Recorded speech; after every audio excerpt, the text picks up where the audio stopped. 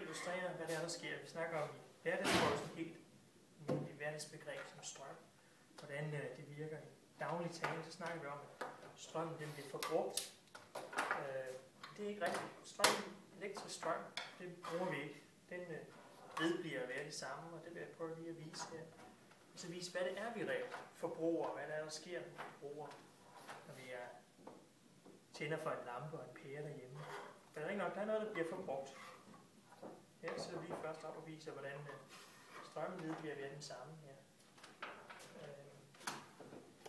Se her, nu sætter vi to pærer her til at lyse. Det gør vi sådan her, tænder for den her. Se, 6. Hvad er det? De her to pærer, de lyser fint, og ligegyldigt hvorhen, hvis nu vi tager amperemeteret og sætter ind og ser, om strømmen af elektroner, den er ampere, det er som sagt vores mål for, hvor mange elektroner, der går igennem ledningen her.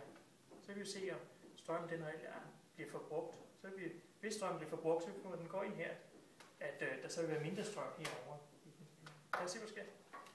Så hvis vi sætter den her ind i her, så ser vi, at den er på den rigtige måde. Sådan her. At her har vi en halv ampere. Og så er der cirka en halv ampere lige her. Lad os prøve at se, hvad der sker, hvis vi fører den over på den modsatte side. Så den her over, hvad sker så.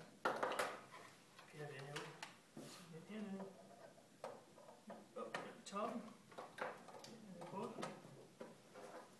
Og se, hvad der sker her. Den er forkert her.